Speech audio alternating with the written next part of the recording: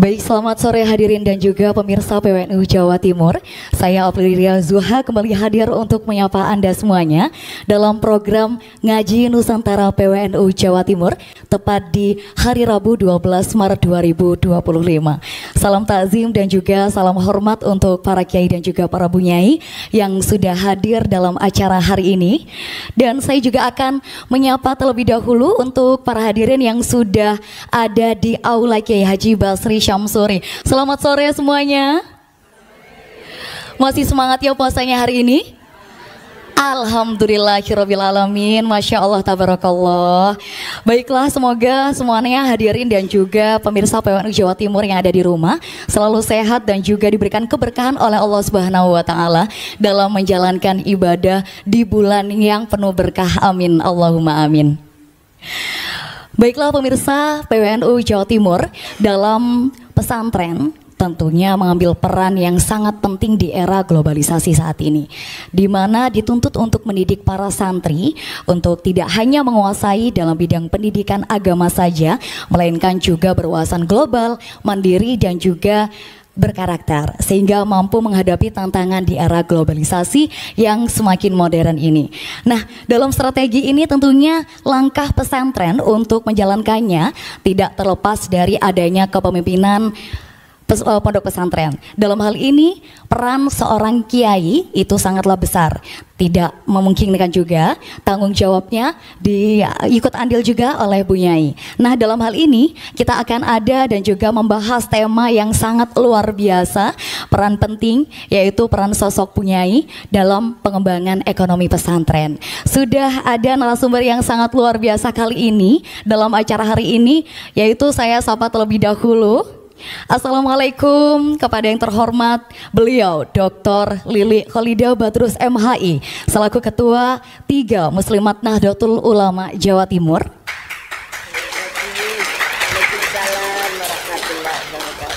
Dan juga assalamualaikum untuk narasumber yang kedua, Kiai Haji Abdul Hakim Hidayah dari Robitoh Ma'had Islamiyah Nahdlatul Ulama Jawa Timur. Kami ucapkan terima kasih banyak atas kehadiran dan juga waktu sempatnya, sehingga hari ini meluangkan waktunya di tengah-tengah kesibukan ya. Untuk itu saya terlebih dahulu ingin menyapa Bu Nyai Dr. Lili Kholidah Badrus terlebih dahulu, karena ladies first ya. Assalamualaikum Ibu. Waalaikumsalam warahmatullahi Monggo untuk dipakai. Oke. Bagaimana kabarnya Ibu hari ini? Alhamdulillah, berkat doa semuanya sehat walafiat, didoakan istiqomah di dalam mengabdi di pesantren. Masya Allah, luar biasa sekali. Bagaimana puasanya, lancar Bu? Oh, lancar sekali. Masya Allah. Bunya ini kalau boleh tahu tadi berangkat dari jam berapa? Saya dari Kediri, Pondok Pesantren Al-Hikmah Purwasri. Kurang lebih berangkat saya jam 2. Alhamdulillah lancar tidak macet. Oke, luar biasa sekali, tentunya lancar karena hari ini hari spesial menyapa pemirsa dan juga tamu hadirin di PWNU Jawa Timur. Dan juga saya langsung saja menyapa juga Bapak Kiai Haji Abdul Hakim Hidayat. Assalamualaikum Bapak. Waalaikumsalam warahmatullahi. Bagaimana kabarnya Pak hari ini, sehat? Alhamdulillah sehat. Alhamdulillah. Agak sedikit lapar, nggak apa-apa. Waduh, tenang ya. Sesaat lagi kita sambil menunggu momen ya. Nantinya kita juga nggak akan berasa kok abis ini tiba-tiba buka gitu ya. Baik, terima kasih ya Bapak Yai. Dan juga tepat sekali nih Bu ya, hari ini di waktu lalu di tanggal 8 Maret 2025 itu adalah memperingati Hari Perempuan Internasional. Nah, tentunya kita akan bahas juga yang berhubungan dengan tema kali ini, yaitu di mana peran sosok bunyai sebagai sosok perempuan yang mampu mengambil peran penting dalam pengembangan ekonomi pesantren. Nah, untuk pertanyaannya nih Bu Nyai, seperti apa sih peran sentral sosok Ibu Nyai dalam mengembangkan ekonomi di dalam pondok pesantren? Alhamdulillah, para pemirsa yang berbahagia, para Ibu Nyai, para Bapak Kiai, Gus, nyun pangapunten. Bahwa kemarin ada Hari Internasional ini perempuan, ini membangun sebuah kekuatan di dalam dunia perempuan itu sendiri, baik itu di ranah di luar pesantren apalagi di dalam pesantren. Bahwa pesantren itu ada pesantren salaf, ada pesantren semi salaf, ada pesantren kholaf. Pesantren salaf sangat kental dengan dunia kitab kuning, dengan segala persoalan materi-materi turos yang dikembangkan dan dikaji. Kemudian kalau semi salaf itu diimbangi dengan pembelajaran di madrasah-madrasah secara formal. Ada dari sisi kementerian dan lain sebagainya. Nah, suasana ini sudah berbeda. Ditambah lagi ada pesantren yang kholaf. Ia membuka pendidikan umum yang memang disinilah kita mempersiapkan kader-kader umat, kader-kader bangsa untuk siap pakai di mana saja, tetapi tidak meninggalkan kultur dan budaya pesantren yang Nahdlatul Ulama. Karena itu persiapan dan luar biasa ya, Hari Perempuan Internasional itu kita juga menghadirkan dan kita berkiprah di sana bersama-sama untuk juga merasakan betapa perempuan hari ini memang sangat memperoleh porsi tempat yang perlu dihargai. Terima kasih. Oke, baik, luar biasa sekali atas jawabannya. Dan langsung saja kita coba untuk sambungkan lagi ya Bu ya, peran sosok Bu Nyai ini. Nah, ini dalam sudut pandang seorang perempuan. Nah, sekarang saya ingin langsung bertanya nih kepada Kiai Abdul Hakim Hidayah selaku RMI ya di Nahdlatul Ulama. Nah, ini sebagai Banom Nahdlatul Ulama yang bergerak dalam jaringan pesantren. Bagaimana menurut Kiai, mengapa sih sosok Bu Nyai itu memiliki peran yang penting dalam menjalankan ekonomi pesantren? Bismillahirrahmanirrahim. Assalamualaikum warahmatullahi wabarakatuh. Sebuah pertanyaan yang mungkin menarik, nggih. Sosok Ibu Nyai terhadap pengembangan ekonomi dan kemandirian pondok pesantren.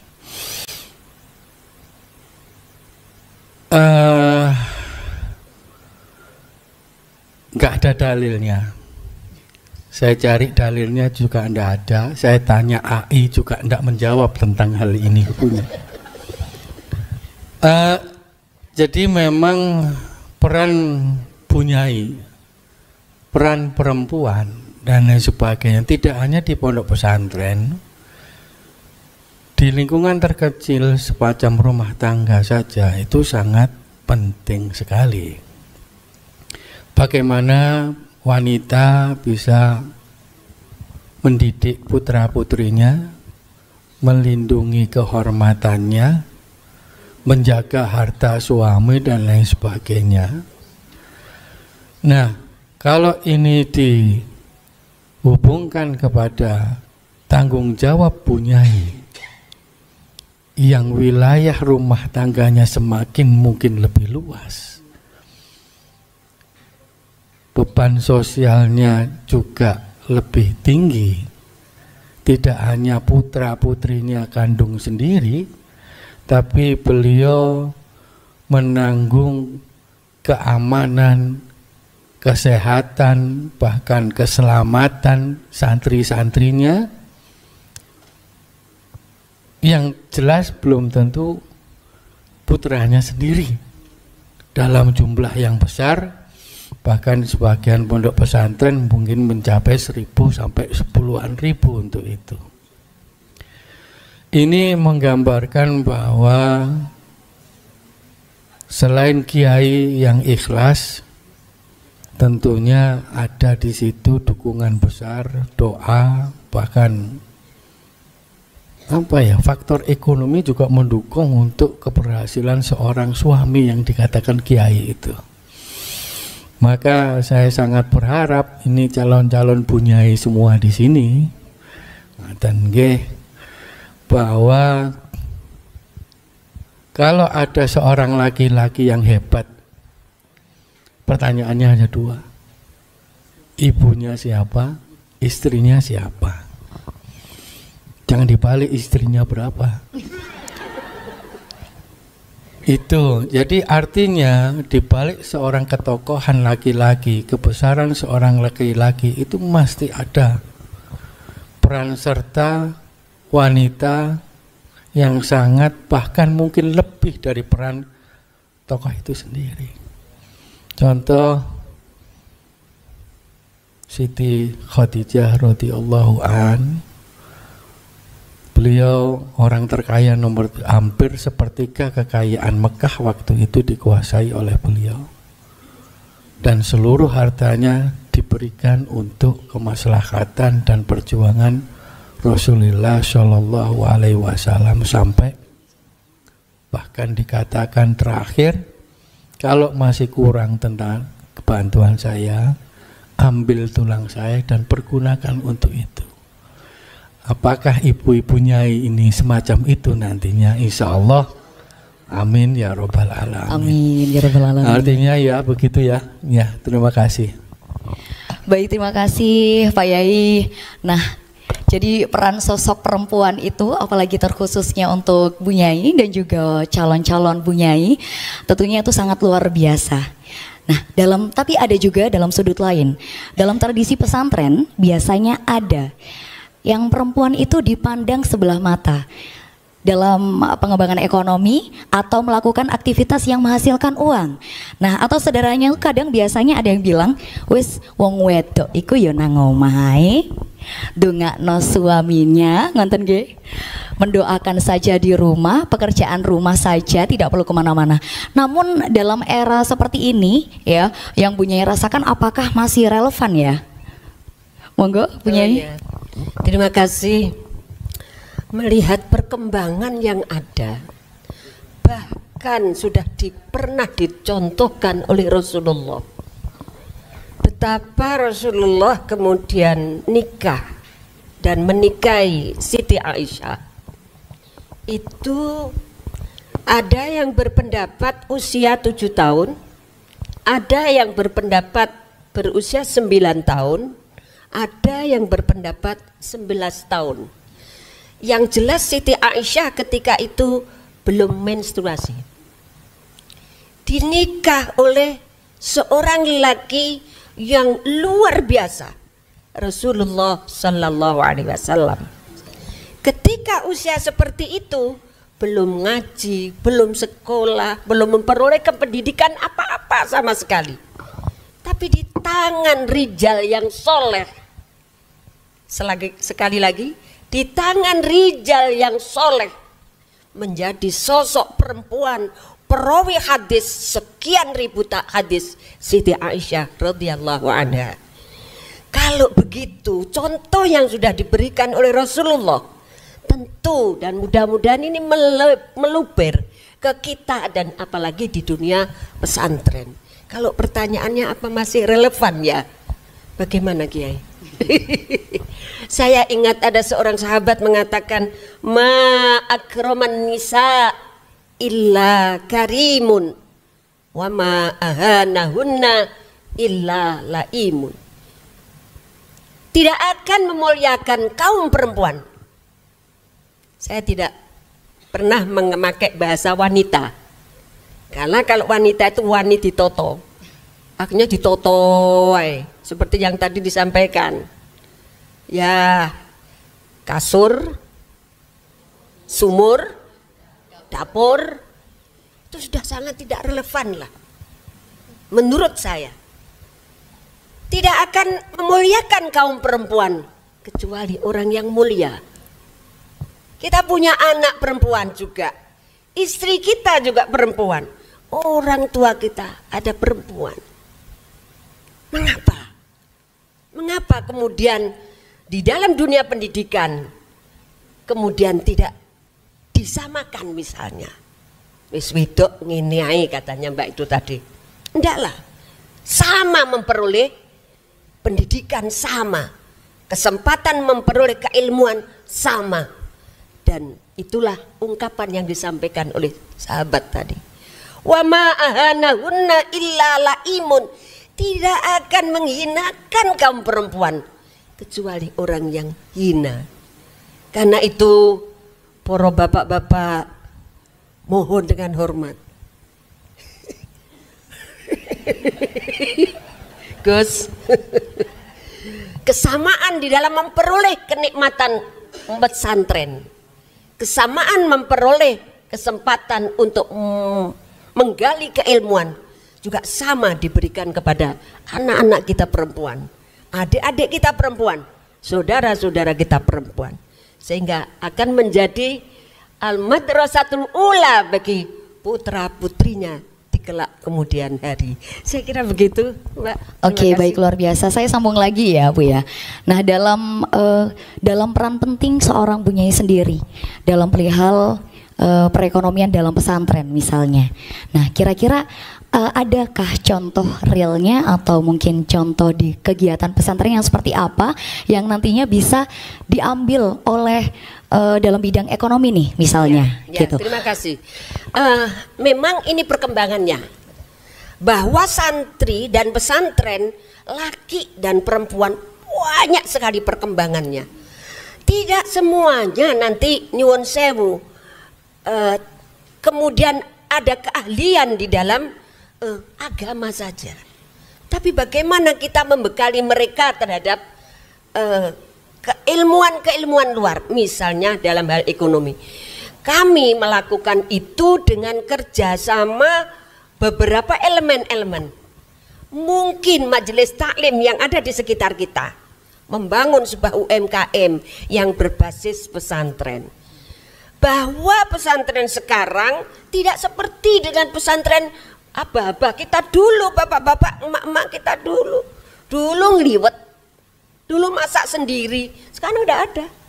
Nah, untuk tidak merepotkan ngajinya, kegiatan pesantrennya, maka kita kerjasama dengan para majelis taklim, para alumni, ekonomi yang bisa dibangun, mungkin menyiapkan lauk pauknya si santri diserahkan kepada majelis taklim yang mungkin membutuhkan kegiatan ekonomi.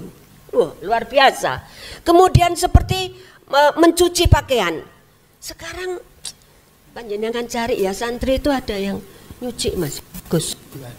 Loh, sudah tidak ada. Di tempat saya masih ada, Gus. Masih ada. Jadi tetapi dipersilakan untuk anak-anak untuk laundry. Kita bekerja sama dengan alumni. Karena laundry ini kadang-kadang tidak ngerti secara fikih, cara toharonya gimana. Karena itulah di alumni yang sudah dia mendalami fikihnya, buka saja laundry syar'i, kerjasama dengan alumni. Saya kira begitu menarik. Iya, luar biasa sekali jawabannya. Oke, baiklah, langsung saja disambung ya, langsung ke Pak Yai. Ini saya langsung dalam sudut Pak Yai ini ya, dalam sudut pandang Pak Yai. Apakah sosok perempuan yang khususnya Bu Nyai ini itu hanya melakukan kegiatan mengaji atau lebih daripada itu, atau baiknya yang seperti apa Pak Yai yang ada di lingkungan Pak Yai? Saya rasa tidak seperti itu juga ya. Ngaji pun itu tidak harus seperti semacam ini terus. Melakukan sesuatu kegiatan yang baru, hal yang baru, teori baru dan sebagainya, itu salah satu juga mengaji. Ada ilmu baru, ada teknologi baru yang diserap dan lain sebagainya. Bahkan pada titik tertentu, pada pengalaman baru, itu sebenarnya juga proses pembelajaran dan sama dengan itu juga ngaji. Jadi kita tidak membatasi bahwa mendapatkan ilmu itu tidak selalu dalam satu majelis, tidak di majelis tersendiri dan lain sebagainya, tidak khusus dan lain sebagainya. Tapi dimanapun kita bisa belajar, di luar kita bisa belajar, bahkan dalam umur usia perempuan ataupun anak tersendiri pun di umur-umur tertentu bermain adalah belajar. Maka tentu untuk mendidik santri itu juga harus sesuai dengan usia yang diterapkan di tempat masing-masing pesantren. Ya.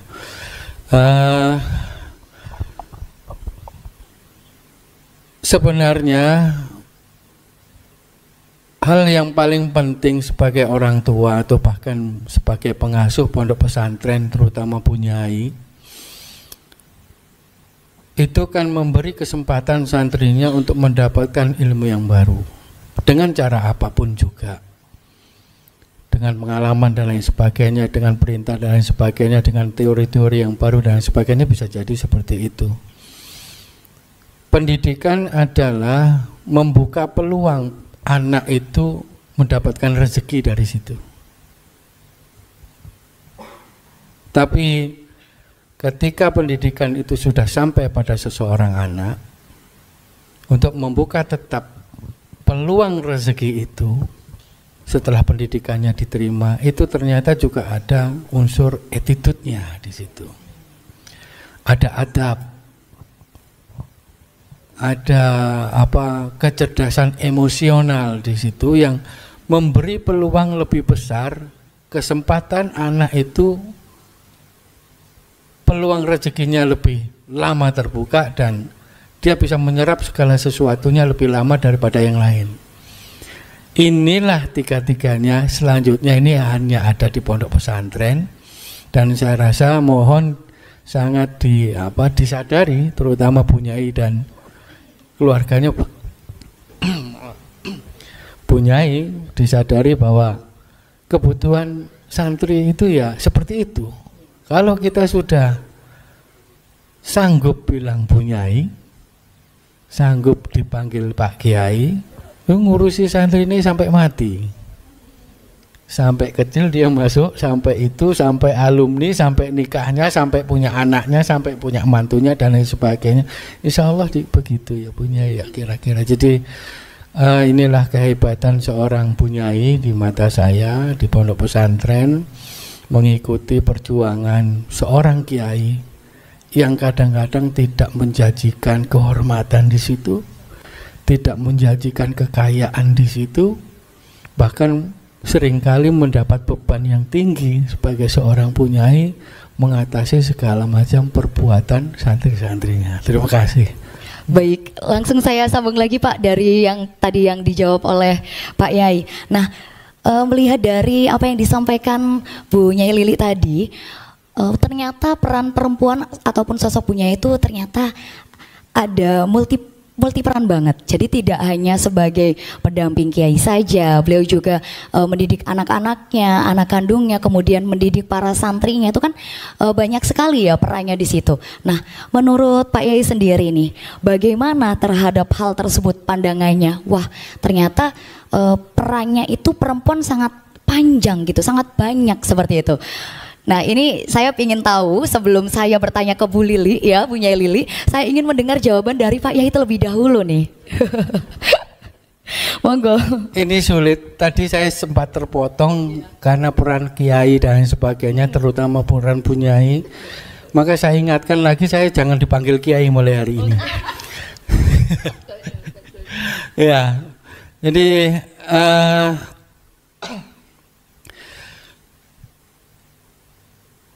Masya Allah, jadi ya istri saya masih muda bunyai, ya, masih satu, Insya Allah.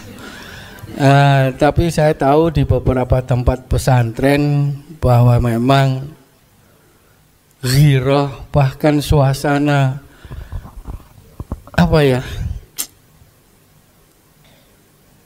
Kalau orang Jawa itu bilang ya wis bunyai ku jimate lah. Jadi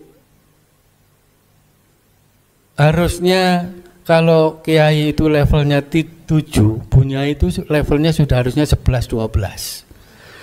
Jadi memang saya melihat peran seorang bunyai di sebuah pondok pesantren itu sangat-sangat berpengaruh terhadap kenyamanan, kesabaran, terhadap kekerasanan santri juga di situ.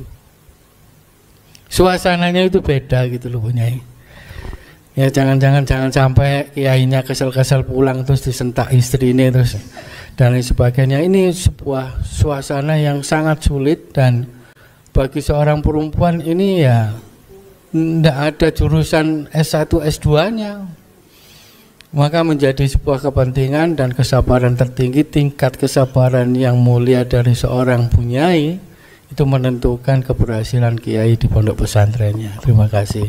Baik, terima kasih. Dan selanjutnya nih untuk Bunyai Lili, kan tadi sudah dijelaskan multiperan sekali ya sosok perempuan ataupun sosok bunyai di lingkungan pondok pesantren. Saya kembali lagi ke kemandirian ekonomi pesantren yang digagas ini, itu kira-kira menurut Bunyai sendiri kemandirian ekonomi pesantren yang digagas itu dalam produksi apa? Perihal jasa atau mungkin produk dan lain sebagainya yang mungkin nantinya itu melibatkan para santri dan juga para santriwati, atau sebaiknya sepenuhnya dikelola oleh yayasan seperti itu? Oh ya, terima kasih. Itu menyangkut kemandirian ekonomi pesantren yang awal dikelola oleh para santri atau ibu nyai. Kalau boleh saya menyontohkan ibu saya, subhanallah, saya menemukan buku itu ditulis dengan rapi sekali. Misalnya nyuwun sewu, ada biaya syariah. Syariah itu lillahi ta'ala lah. Tetapi oleh ibu saya dipredeli sekian persen untuk ini, sekian persen untuk ini, sekian persen untuk ini, dan seterusnya. Saya melihatnya bukan soal catatan, tapi betapa seorang bunyai telaten sekali di dalam mengelola ekonomi itu. Nah, kalau hari ini itu gaya lama ya. Kalau hari ini sudah menyangkut ke sana-sana, saya melihatnya ada satu pesantren yang sudah mampu melahirkan produk-produk kecantikan. Itu ada salah satu pesantren, dan itu lewat online. Fashion juga gitu. Fashion gitu. Saya menangkapnya. Ini kan luar biasa. Artinya dulunya sangat nyon sewu dan tanda petik tabu lah kayaknya. Wong pondokan kok ngurusi ngono kuwi kayaknya. Tapi ternyata perkembangan mereka juga saya melihatnya, wah ini luar biasa ini. Kok ada santri dan bahkan bunyai muda ini. Kalau bunyai sepuh itu wis pokoknya nggawa tasbih terus lah. Ndongane arek-arek santri ini kekerasan seperti yang sampaikan Gus itu, isinya ndonga tok dan akhirnya menjadi jimat. Tapi kalau yang muda ini, waduh, sampai kinclong Gus, masya Allah, itu ada itu. Dan glowing gitu ya bahasa sekarang. Bahasa sekarang itu glowing. Itu ada yang sudah melahirkan produk seperti itu. Ini sangat luar biasa dan kita apresiasi. Tidak boleh kita menyatakan, oh pondok kok ngurusi itu. Itu enggak bisa karena memang perkembangannya juga sangat luar biasa. Saya kira begitu ya. Terus ada lagi yang produk-produk UMKM itu sudah menyeluruh ya. Bagaimana makanan yang sebenarnya program Pak Prabowo yang makan itu sebenarnya itu sudah ada di pesantren. Sudah ada di pesantren memberikan makan menu ini, pakai menu itu, meskipun dalam level yang sangat sederhana. Wong memang nyuwun sewu dananya juga sederhana. Jadi ono rego ya ono rupo. Jadi seperti itu. Ini pengelolaannya di tangan perempuan. Ya, jadi karena itu saya ingat, saya pernah di RMI Pak Gus, di RMI zamannya Kiai Zaini dan Mbah Yai Imron.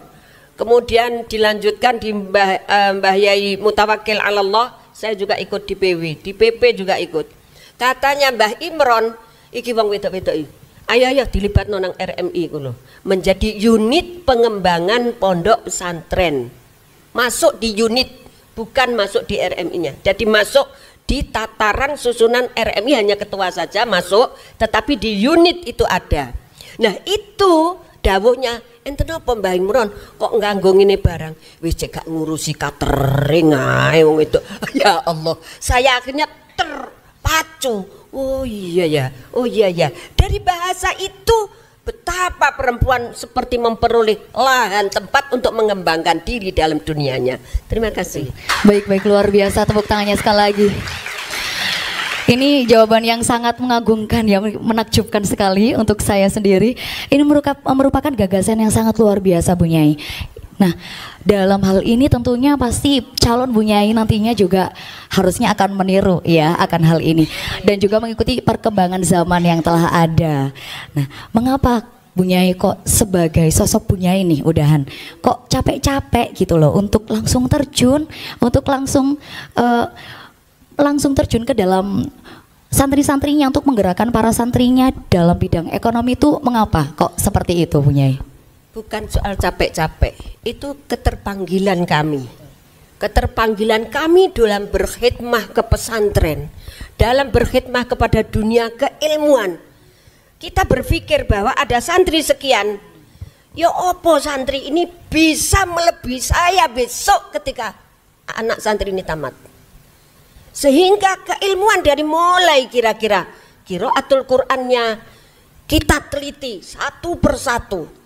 Sehingga insya Allah kalau Bu Nyai itu apa dengan santrinya? Nggak tahu kalau Pak Kiai ya.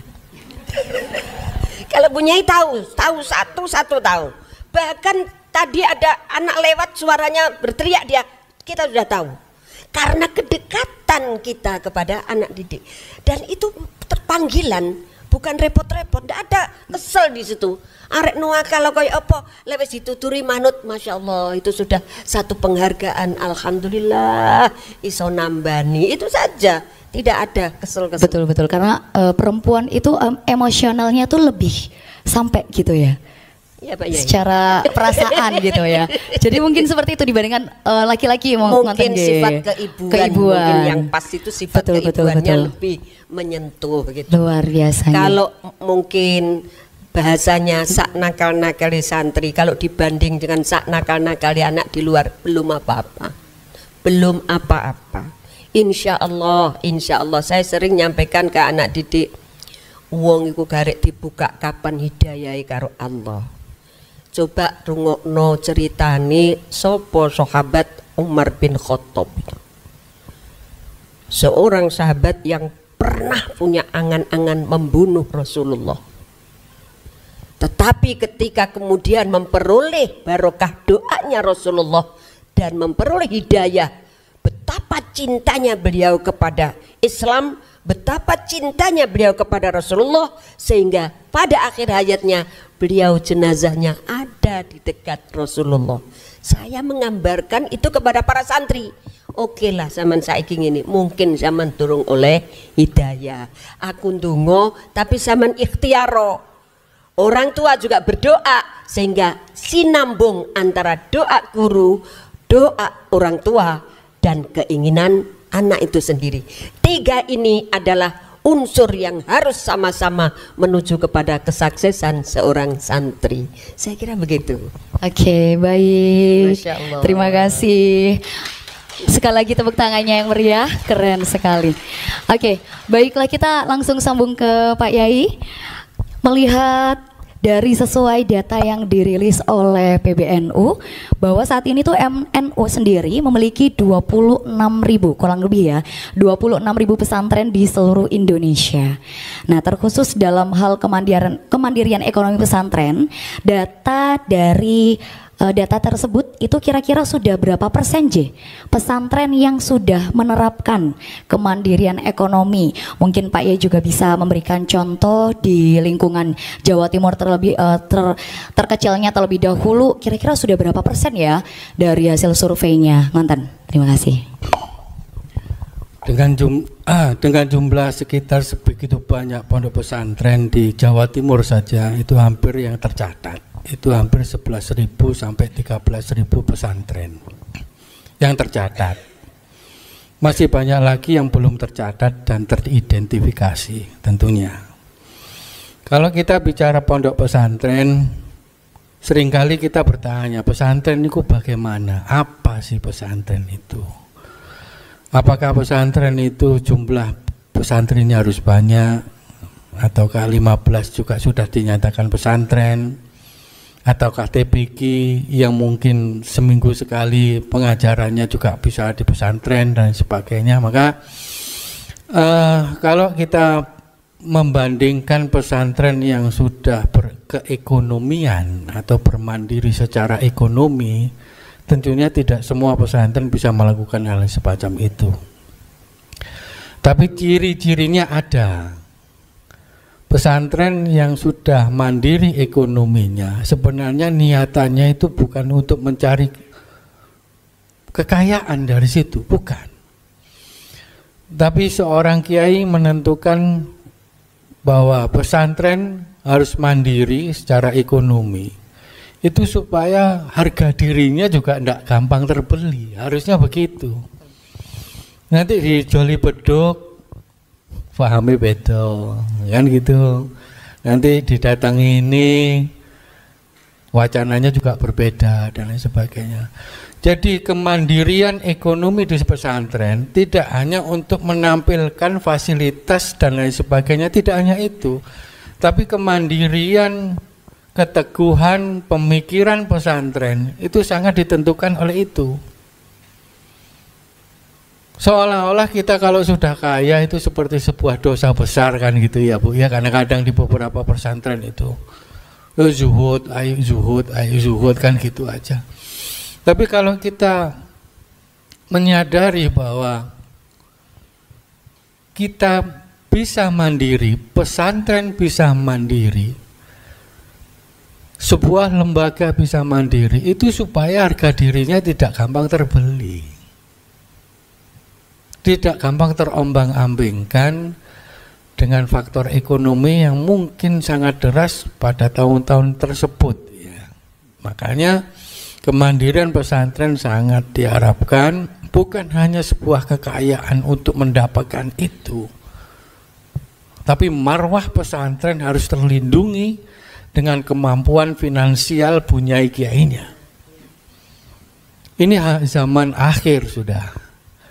Kalau kita bilang kemandirian ekonomi 26.000 pesantren dan sebagainya, kalau kita hitung lagi,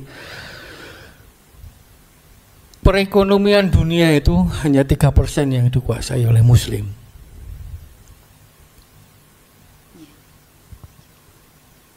Selebihnya siapa yang menguasai? Maka kita harus sadar bahwa ekonomi juga kita harus rebut, kemampuan perekonomian kita harus kuasai. Karena ke depan baik buruknya sesuatu juga harus kita beli punya. Kira-kira itu ya. Iya betul, Masya Allah. Nah itu dalam program sendiri kan Pak Yai sendiri kan aktif di RMI Nahdlatul Ulama Jawa Timur.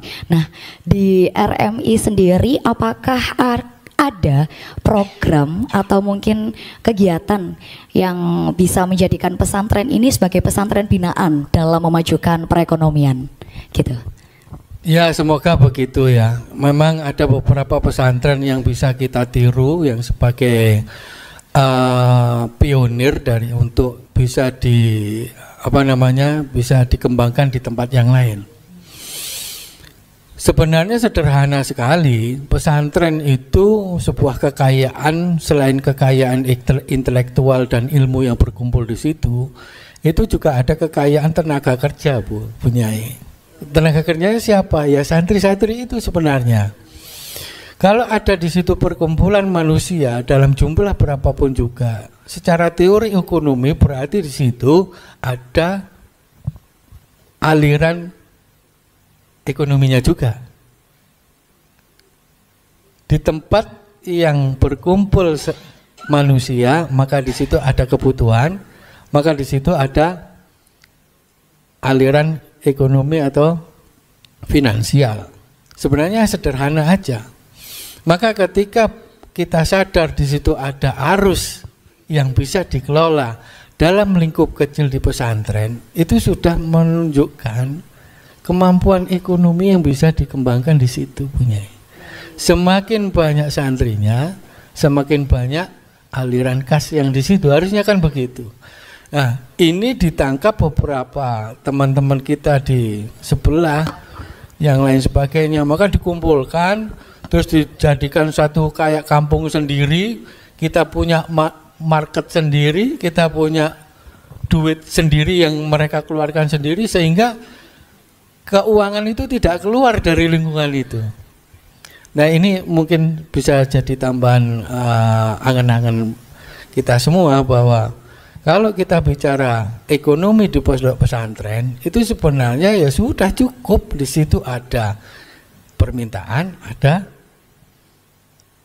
demand, dan ada apa namanya itu, ya kebutuhan di situ. Jadi sudah cangkep saja di pesantren.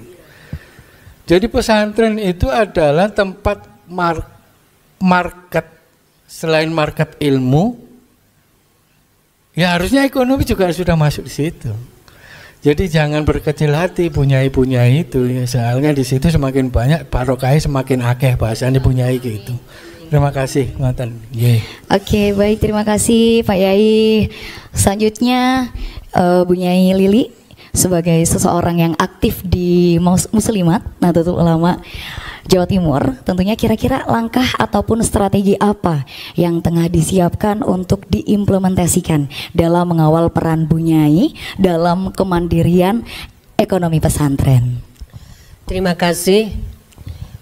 Saya mengambil kemandirian ekonomi, juga kemandirian pendidikan, juga kemandirian dalam pengembangan sosial.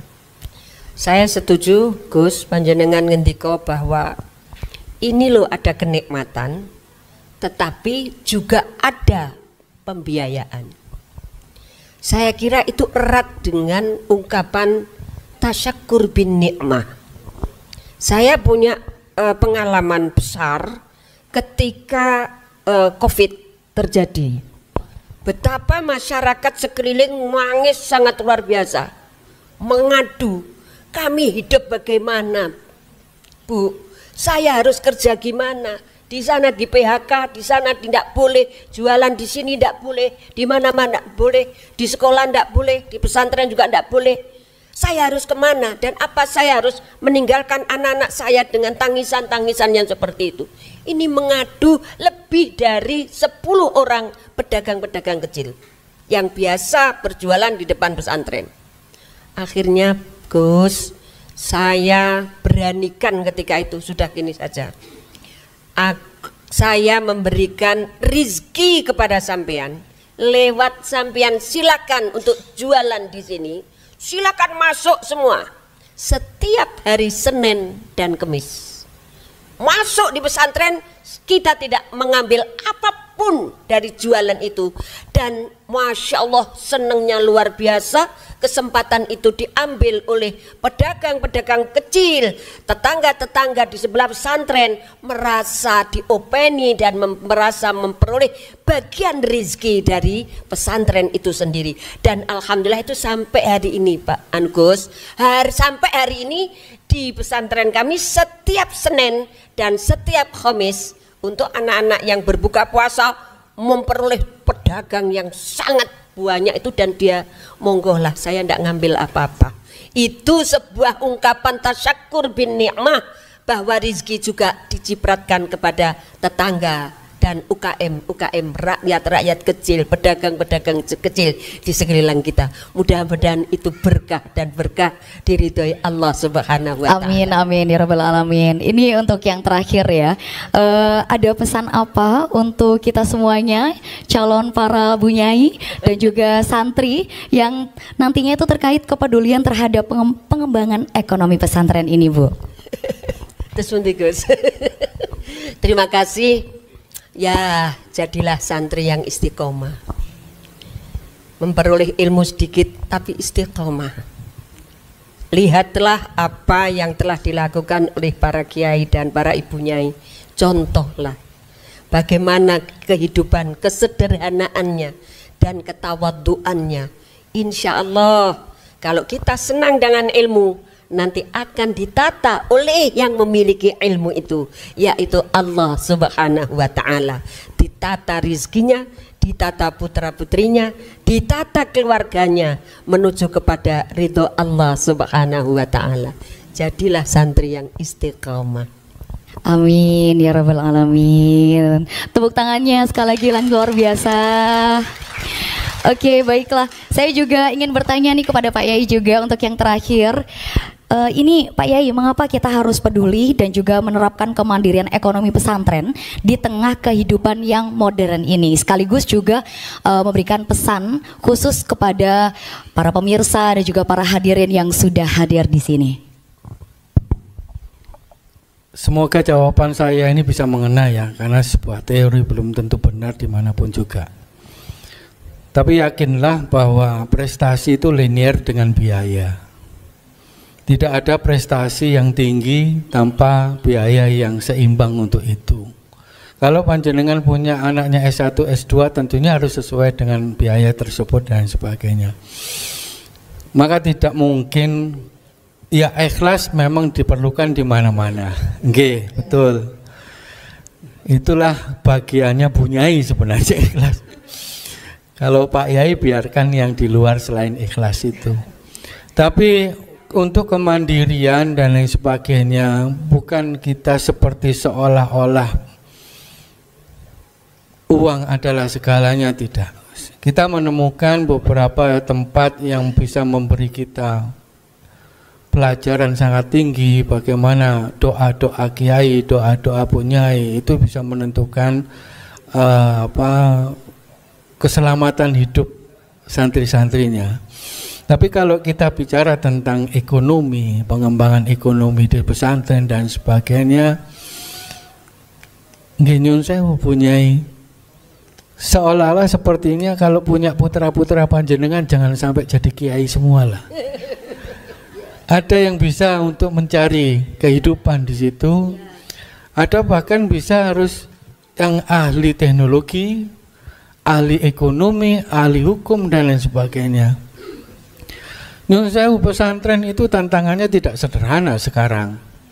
Kalau kita bicara tentang yayasan sekarang ini, Bapak Ibu sekalian, yayasan saja. Kalau panjenengan teliti dengan baik, yayasan itu sekarang sudah setara dengan PT. Yeah. Bisa bekerja sama dengan pihak ketiga, bisa bekerja sama atau hutang bank, dan bisa dinyatakan pilot. Itu tahun 2007 sudah ada itu, dan sekarang berkembang dan sebagainya. Maka tantangan pesantren, kalau ingin pondok pesantren yang tidak yayasan diberi kesempatan untuk menjadi perkumpulan itu perkumpulan sudah tidak ada risikonya sama sekali, tapi tidak mendapatkan bantuan dan bahkan finansial dan mungkin fasilitas negara. Tapi dari situ kita membuktikan bahwa tantangan pesantren tidak hanya dari internal, Bu Nyai. Regulasi menentukan. Maka ya semakin panjang usia, mungkin kita semakin panjang manfaatnya, semakin kita harus banyak belajar tentang sesuatu hal yang tidak diajarkan di pesantren itu sendiri. Hukum, ekonomi dan lain sebagainya, nanti aset dan lain sebagainya belum sampai segitu. Nah, maka tidak sederhana sebagai identitas seorang punyai, harus mempersiapkan semuanya, generasi dan lain selanjutnya, bahkan memastikan seluruh jariyahnya kiai bisa langgeng ila yaumil qiyamah. Itu sebuah tantangan yang sangat berat saya kira sebagai seorang punyai, menyiapkan semuanya, karena saya tentunya punyai tidak ingin melihat tinggalan nih Pak Yai moro-moro habis, ditinggalkan santrinya dan lain sebagainya. Naudzubillah itu kalau sampai terjadi. Jadi sekali lagi saya ingin menyampaikan bahwa gini, saya kalau salah punya ini gus-gusi ampun semua kiai lah. Harus ada sisi lain yang menopang kehidupan pesantren, kehidupan yayasan itu dari sisi-sisi yang lain. Ini sangat penting dan semoga ini menjadi salah satu usaha kita untuk mempertahankan amal jariah orang tua kita masing-masing. Terima kasih, kira-kira begitu ya. Baik, luar biasa, berarti saling melengkapi satu sama lainnya begitu ya. Apakah masih ada waktu ini? Oke, nah ini pembahasan yang sangat luar biasa masih dibahas oleh kita lingkup bertiga ini saja. Ini kita coba untuk membuka pertanyaan kepada audiens dan juga para hadirin yang ada di sini, ya. Kepada Bapak Ibu yang sudah hadir di sini, apabila ada pertanyaan yang ingin disampaikan, apakah ada? Ini pembahasan yang sangat luar biasa nih. Peran sosok perempuan, peran sosok bunyai, peran sosok keterlibatan antar bidang seperti itu. Apakah ada? Monggo Ibu. Monggo. Oke, boleh, baiklah. Dibantu ya panitia? Oke, dibantu ya. Mohon untuk menyebutkan nama, perkenalkan diri dan juga asal mana, langsung menunjukkan pertanyaannya. Terima kasih. Assalamualaikum warahmatullahi wabarakatuh. Terima kasih, kami Musdalifah dari pimpinan wilayah Muslimat NU Jawa Timur dan alhamdulillah juga santrinya Bunyai Lili Khalidah, putra kami juga santrinya Gus Hakim. Gus Hakim. Nggih, pertanyaan kami, dulu ketika kami ngaji di kampung, yang namanya Bunyai itu ya pegangnya tasbih hanya di sajadah, istilahnya tidak pernah turun gunung.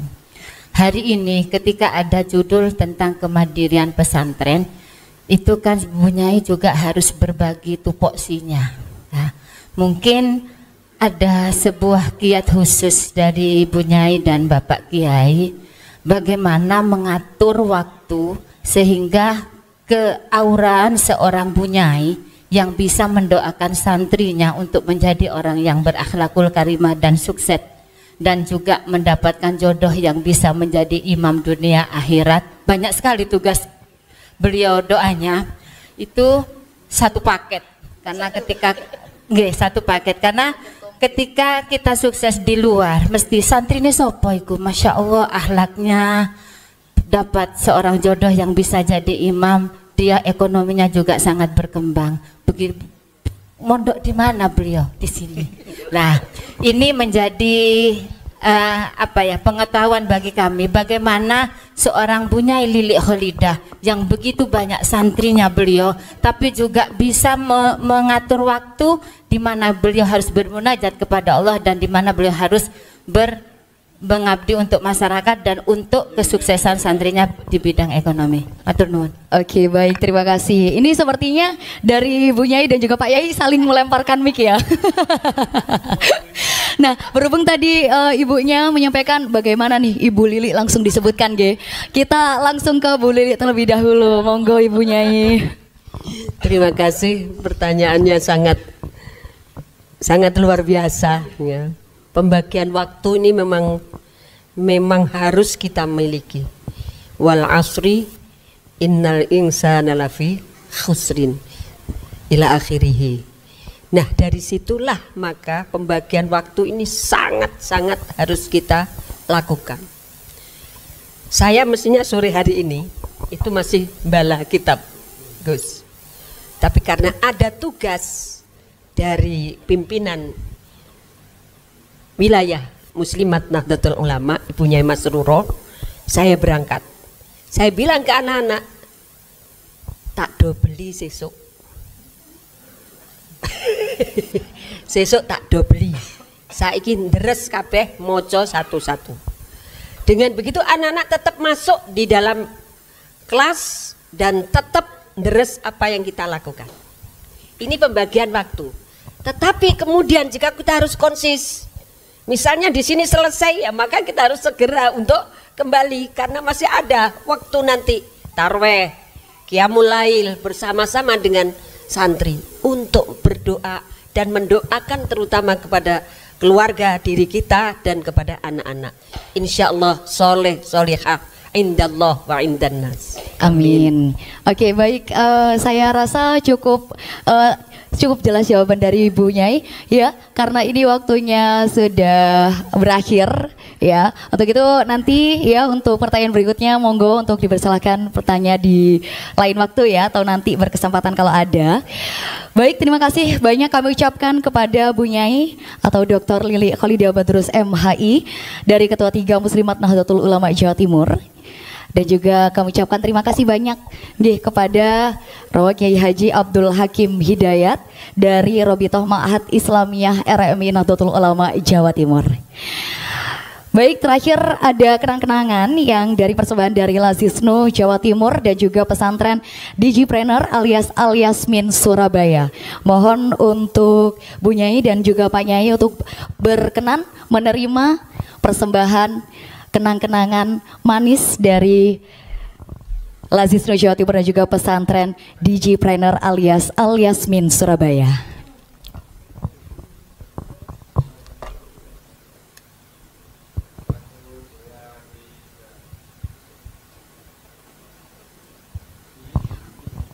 Monggo selanjutnya kepada Bu Nyai Lili Kholidah Badrus MHI untuk bisa menerima bingkisan persembahan dari Lazisnu Jawa Timur dan juga pesantren Digipreneur alias Al-Yasmin Surabaya.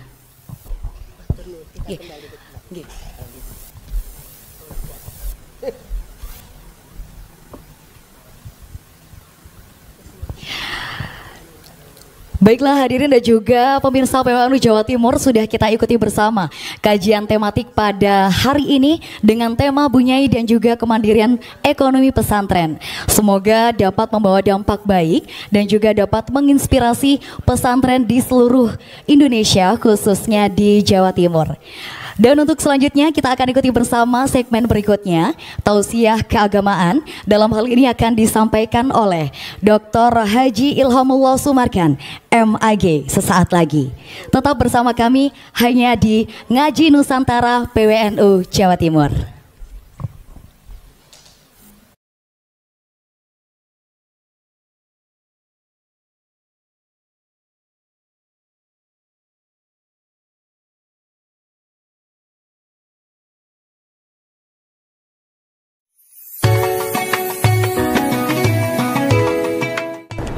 Assalamualaikum warahmatullahi wabarakatuh. Dalam rangka menunaikan ibadah bulan Ramadan, marilah kita meningkatkan kepedulian kita kepada masyarakat dengan mengeluarkan zakat, infak, sedekah yang akan bermanfaat untuk masyarakat. Marilah kita salurkan melalui Lazisnu PWNU Jawa Timur. Insya Allah dengan berbagi harta panjenengan akan semakin berkah, manfaat fid dunya wad dunya wal akhirah. Demikian, wassalamualaikum warahmatullahi wabarakatuh.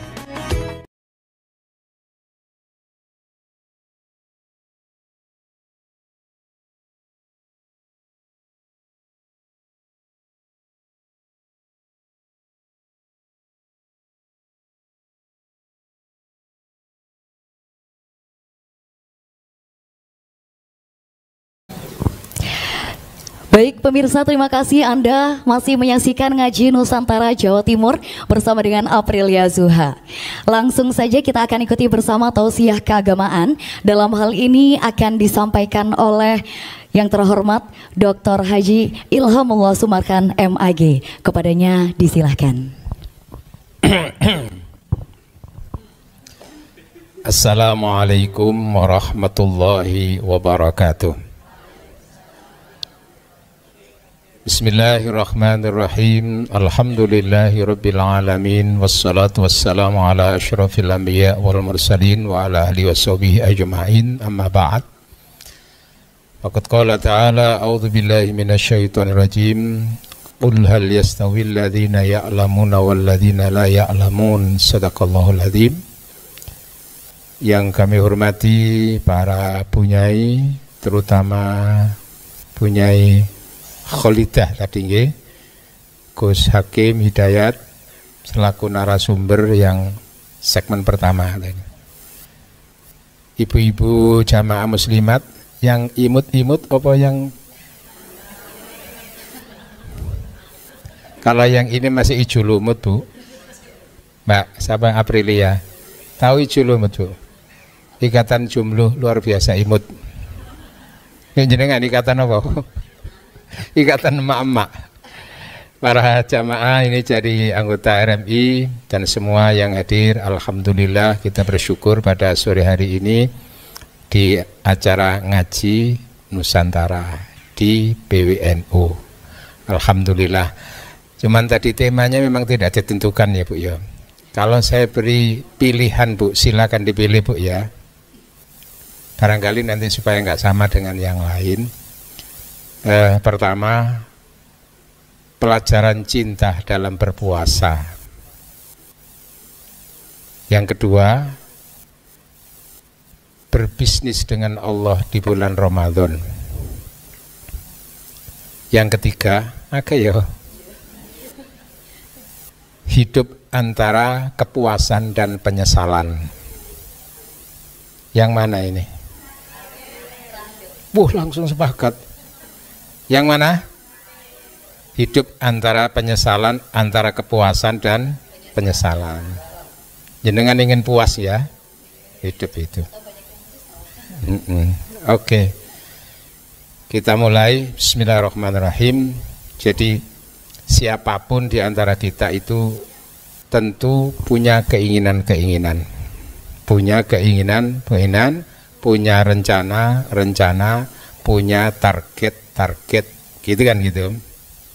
Tapi yang harus kita tahu, segala sesuatu terjadi atau tidak itu juga terkait dengan takdir Allah. Wa kullu syai'in indahu bimiqdar. Segala sesuatu di sisi Allah itu sudah ada ukurannya, sudah ada takdirnya. Artinya kita punya apapun nanti akhirnya juga terkait dengan takdir. Punya rencana apapun juga terkait dengan takdir. Gitu nggih. Cuman persoalannya takdir itu sesuatu yang rahasia. Takdir itu sesuatu yang rahasia. Siapapun kita tidak tahu. Taunya ya ketika terjadi. Nah, karena rahasia itulah maka siapapun di antara hamba Allah itu diberi kesempatan untuk berusaha dan berikhtiar bisa memperoleh apa yang direncanakan, apa yang diinginkan, dan apa yang terhindar dari apa yang tidak diinginkan. Begitu nggih? Innallaha la yughayyiru ma biqaumin hatta yughayyiru ma bi anfusihim. Allah tidak merubah apa yang ada pada suatu kaum kecuali kaum itu mau merubah sendiri apa yang ada pada diri mereka. Maka kita tentu berikhtiar dan berusaha supaya mampu untuk bisa meraih apa yang kita inginkan dan menghindari apa yang tidak kita inginkan. Kita ingin sehat, lalu berarti tidak ingin sakit.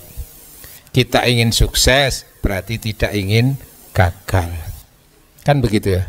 Kita ingin kaya, berarti tidak ingin miskin. Kita ingin senang, berarti tidak ingin sedih. Betul.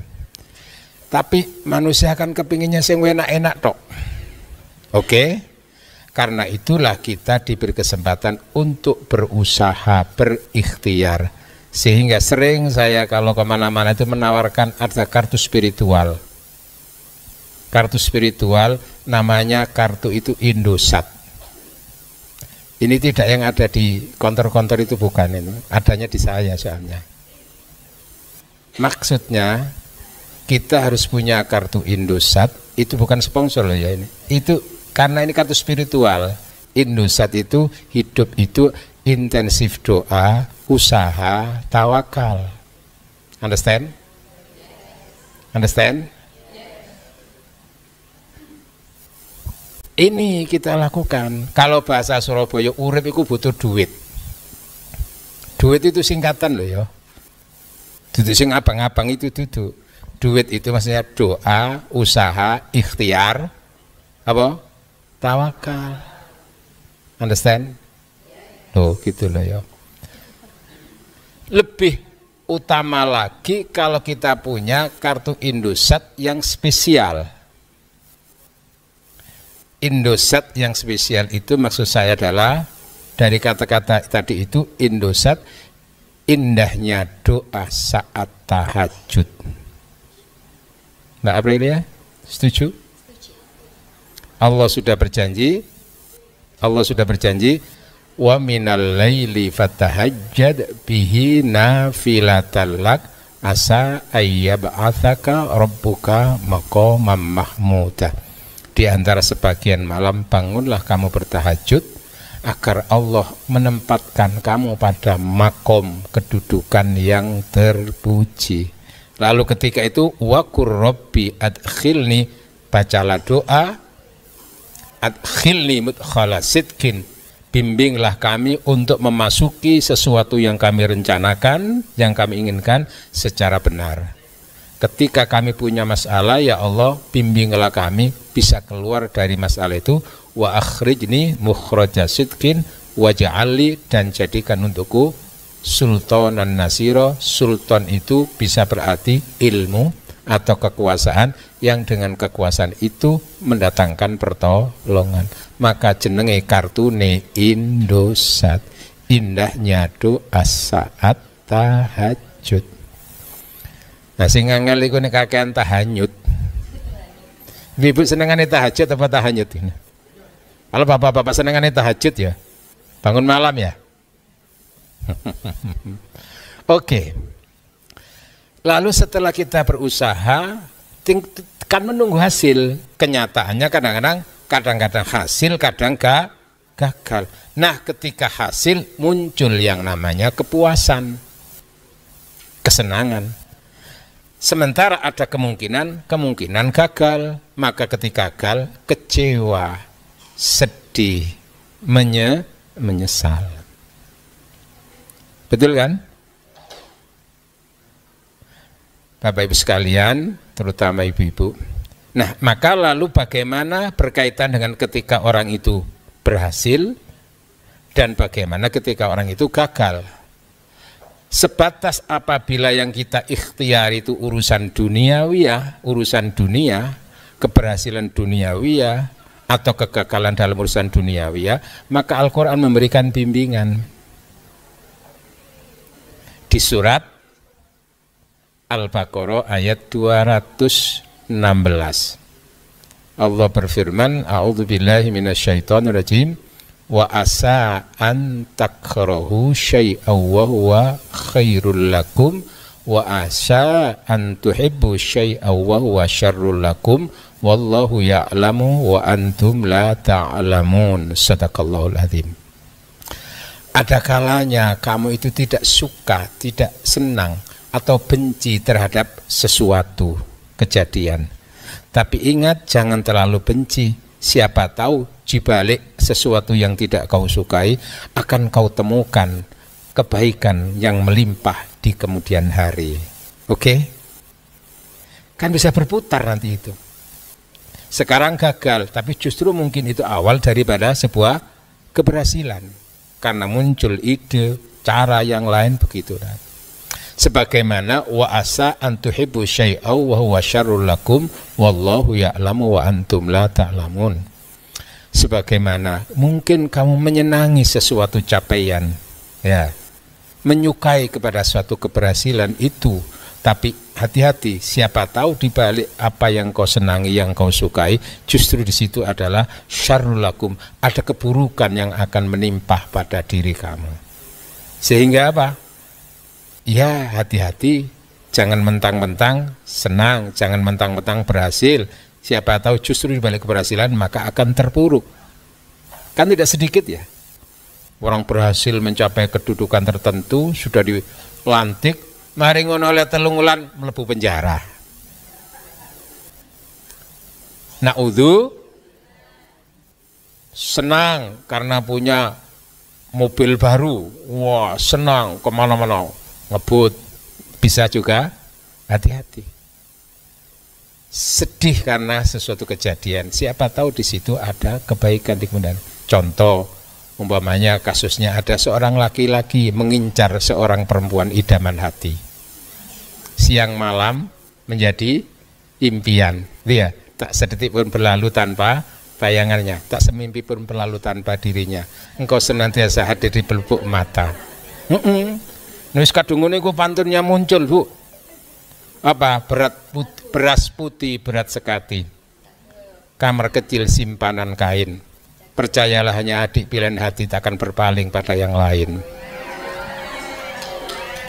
Seweneng wong wedok tiga ngono gitu.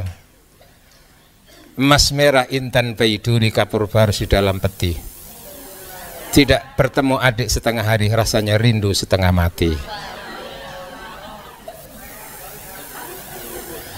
Anak lebah bermain di rawa, ikan sepat di dalam karang. Rasa badan tidak bernyawa sebelum mendapatkan adikku seorang. Barang sing wedok wis kadung terkiwir-kiwir, dia membuat pantun lagi. Apa? Kemiri buat kemiri, keras bagaikan batu. Kemari abang kemari, aku hanya untuk rindu dirimu. Ditambah pepaya, buah pepaya, manis bagaikan madu. Percaya abang percaya, hanya abang yang ku rindu. Iku bu, nek gendaan ngono iku, wah wis ngayang itu loh. Oke?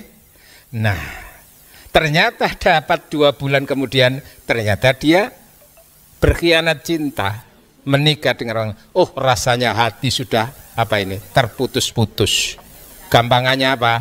Lebih baik kau bunuh aku dengan pedangmu daripada kau bunuh dengan cintamu. Mati kan ya. Makanya kalau senang, kalau menyinta wajar-wajar saja. Biar kalau tidak terjadi nggak terlalu merana. Merana serananya saja. Itulah konsep Islam. Jamaah. Jadi dalam hal urusan-urusan dunia, oke, karena berputar, kemungkinan gagal itu justru awal daripada keberhasilan, dan kemungkinan keberhasilan juga bisa awal daripada, sehingga dunia itu nggak usah terlalu jadi ukuran pikiran. Maka yang kita cari kepuasan itu bukan kepuasan yang sejenak, dan yang kita hindari itu bukan penyesalan-penyesalan yang sifatnya sejenak yang bisa berputar, tapi yang kita inginkan adalah kepuasan sejati. Dan yang kita hindari adalah penyesalan yang sejati. Apa ukurannya yang puas sejati kepuasan itu? Sudah masih berapa waktu? Oke. Saya mau menyampaikan ayat lagi. Ukuran kepuasan yang sejati yang kita cari itu adalah ketika sewaktu kita dipanggil oleh Allah untuk berpindah.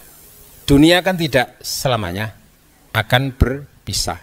Kita akan dipanggil oleh Allah untuk menghadapnya dengan panggilan ya ayyatuhan nafsul mutmainnah irji'i ila rabbiki radhiyatam mardhiyah fadkhuli fi ibadi wadkhuli jannati.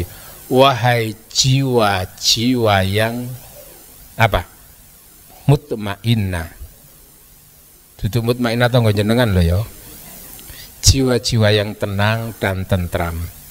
Irji'i, kembalilah kamu kepada Tuhanmu. Radhiyah, bahasanya itu radhiyah itu puas, ridho. Mardhiyah, dirinya ridho, lalu mendapatkan ridho dari Allah, mendapatkan ridho dari sesama manusia. Kenapa kok ridho? Karena ia ketika mau berpindah ke alam hakiki itu punya bekal yang cukup. Halo, pindah ke rumah asal dengan bekal yang cukup. Apa bekalnya? Amal ibadah selama di dunia. Understand? Maka selama kita hidup itu harus mengisi dengan ketakwaan. Lah salah satu puasa itu tugas apa? Tujuan utama adalah la'allakum tattaqun. Berarti setiap hari kita harus punya kartu dan diisi pulsa kartu itu namanya kartu mentari. Kartu spiritual, Bu. Ki sing sekirane gak ono sing nyuntung dulu. Maksudnya apa? Kan targetnya puasa la'allakum tattaqun. Takwa itu melaksanakan perintah Allah, menjauhi larangan Allah. Beribadah itu takwa. Mentari itu artinya hidup itu meningkatkan takwa setiap hari. Understand? Angel lho ndelok singkatan ngene iki. Apa tadi, Bu? Mentari?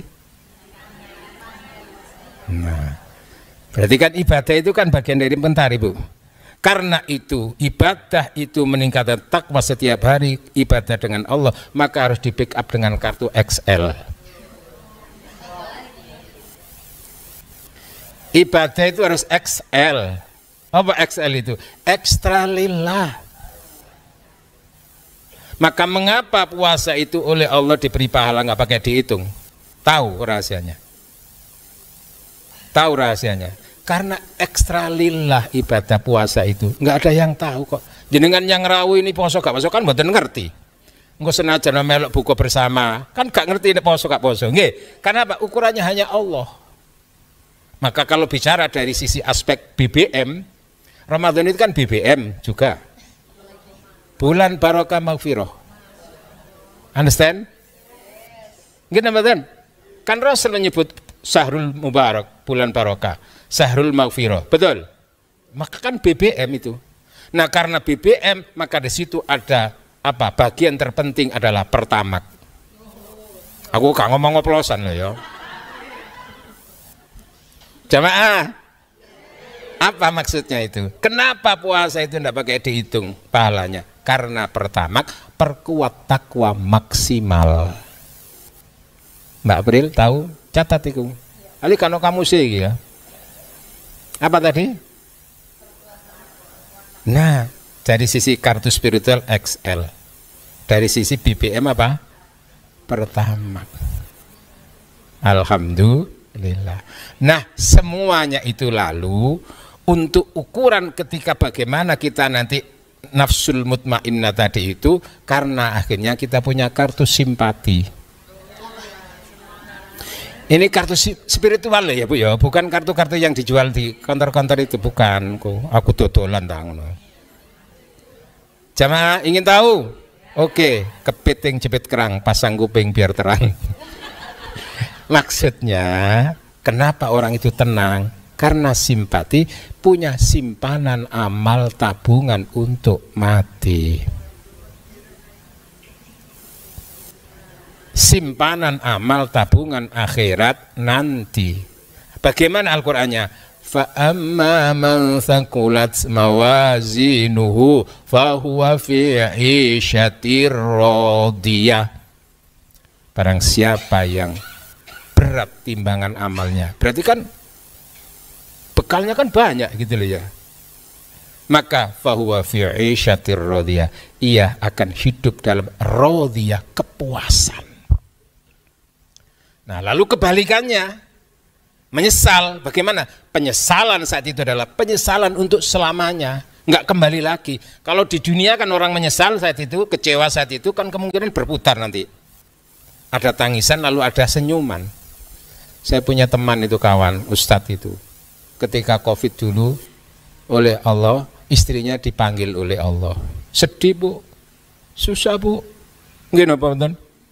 Ya Allah, istri tercinta dipanggil oleh Allah. Oleh petanggulan kula dikirimi foto. Kawin maneh luwih enom. Ada senyuman di balik tangisan.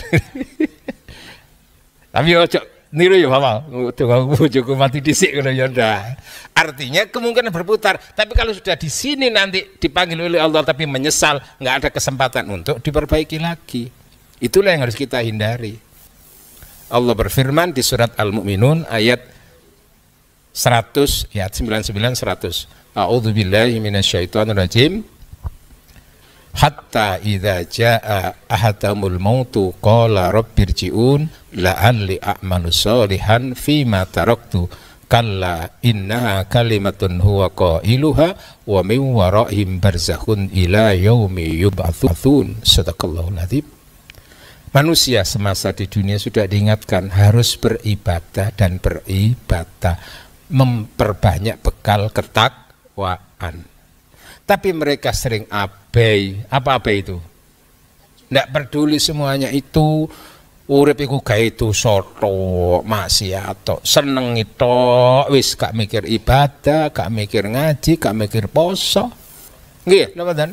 Wonten tangga sampean Ramadan ngene sing gak poso. Ana sampean sindir ae. Apa? Klopo nom jenengi tegan, klopo to gawe campur jangan. Wong sing gelem poso didungan oleh ganjaran, sing gak poso diserutuk jaran. Sing nemen mana iku beber kloso gawe klesetan. Apa? Cakep. Wong sing gak gelem poso, koncoe aku gak melok-melok lho ya. Nah, itu loh, kan abe itu. Rokok anu ngarepe wong kejedal, jedul ngono ya gak isin blas ngono, malah pamer. Awan-awan nek gak ngerokok, kecut kon yo. Iya. Ngene mboten. Awan-awan ngelak gak ngombe legrek awak apa disoro-soro. Awan-awan lesu gak mangan, remek lah apa awak disoro-soro. Mangan ya mangan lah apa. Kau mikir gak usah mikir mati wae mati teko ya teko dhewe. Gak usah. Temenan barang akhirnya teko matine gimana? Ketika itu dibukakan slide-nya. Rahasia dosa-dosanya. Qala rabbirji'un, ya Allah, aku mohon kau kembalikan ke dunia lagi. Loh, kayak Fir'aun kan begitu. Berimannya Fir'aun ketika apa? Falamma adrakal gharaku, ketika datang saat dia mau tenggelam, qala baru menyatakan, amantu, aku beriman kepada Tuhan yang diimani oleh Bani Israel. Aku beriman kepada Tuhannya Musa dan Harun. Kok malaikat wong Surabaya jawabannya kasep cak ngono. Gini betul? Ya untungnya malaikat gak kerungu suaranya. Apa? Kalau represiun kalah tidak bisa. Innaha kalimatun huwa qailuha wa min waraihim barzakhun ila yaumi ba'tsun. Tidak bisa. Itulah permohonan yang ia sampaikan karena ia akan ada hidup di alam barzakh sampai nanti di hari ada kebangkitan. Penyesalan lebih panjang lagi. Maka yang saya maksud hidup antara kepuasan dan penyesalan. Yang kita aja adalah kepuasan yang hakiki, yaitu irji'i ila rabbiki radiyatan mardiyah fadkhuli fi ibadi, bergabunglah kamu dengan hamba-hambaku, wadkhuli jannati, dan masuklah ke dalam surgaku. Dan yang kita hindari adalah jangan sampai kita menyesal saat dipanggil oleh Allah itu, dan itu semuanya tentu tidak kita inginkan, karena penyesalan saat itu kesananya semakin menyesal. Kalau beli roti jangan lupa beli kurma. Cakep. Kalau beli sepatu silakan ke toko Bata. Cakep. Maksud hati ingin tetap bersama, namun waktu yang batasi pertemuan kita. Luar biasa sekali. Tambah satu lagi boleh? Boleh. Terasa menyakitkan hidup tanpa seorang kekasih. Cakep. Tanpa kekasih hidup terasa hampa. Cakep. Kami ucapkan cukup sekian, terima kasih. Terima kasih, sampai jumpa. Oke, baiklah, monggo Pak Yai untuk langsung sekalian doanya. Langsung doa ya. Alhamdulillah, mudah-mudahan mentari kita diterima oleh Allah, meningkatkan takwa setiap hari, ibadah kita terima, dan semua ikhtiar-ikhtiar kita senantiasa diberi kemudahan oleh Allah Subhanahu wa taala untuk kebaikan dunia akhirat. Al-Fatihah. A'udzu billahi minasyaitonir rajim. Bismillahirrahmanirrahim. Alhamdulillahirabbil alamin arrahmanirrahim maliki yaumiddin. Shiratal ladzina an'amta 'alaihim.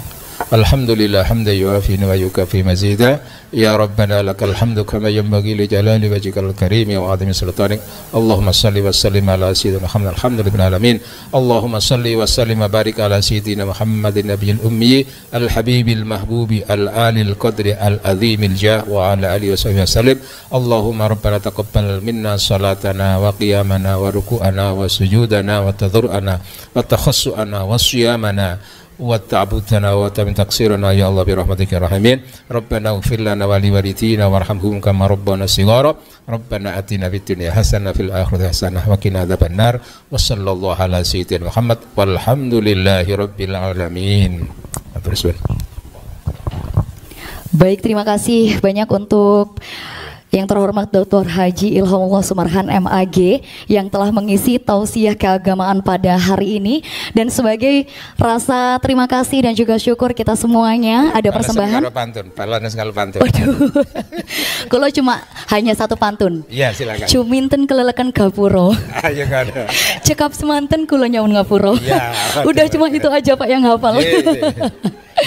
Baiklah, yang sudah mengisi tausiah keagamaan hari ini dan juga Sebagai wujud terima kasih banyak ya untuk persembahan kali ini ada dari Lazisnu Jawa Timur dan juga pesantren Digipreneur Surabaya yang akan memberikan kenang-kenangan untuk Bapak Yai. Silakan kepada yang bertugas. Mohon berkenan untuk Pak Yai. Iki di foto ta iki. Berkenan untuk menerima kenang-kenangan seserahan dari Lazisnu Jawa Timur dan juga pesantren Digipreneur Surabaya.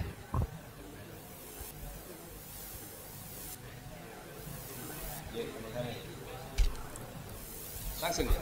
Iya, terima kasih. Alhamdulillah. Semangat ya. STMJ ngerti Bu? Semangat mau makin jos. Baik pemirsa dan juga para hadirin tamu undangan yang berbahagia.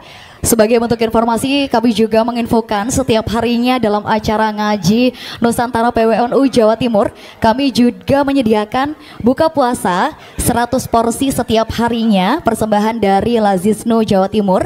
Bagi Bapak Ibu tamu undangan semuanya yang berkenan untuk berdonasi, bisa langsung menuju ke stand utama atau melalui barcode yang telah tersedia. Terima kasih. Dan juga baik tamu undangan hadirin serta pemirsa dari PWNU Jawa Timur. Akhir kata, semoga hari ini menjadi salah satu hari yang bahagia untuk kita semuanya. Saya Aprilia Zulha pamit undur diri. Terima kasih. Wassalamualaikum warahmatullahi wabarakatuh.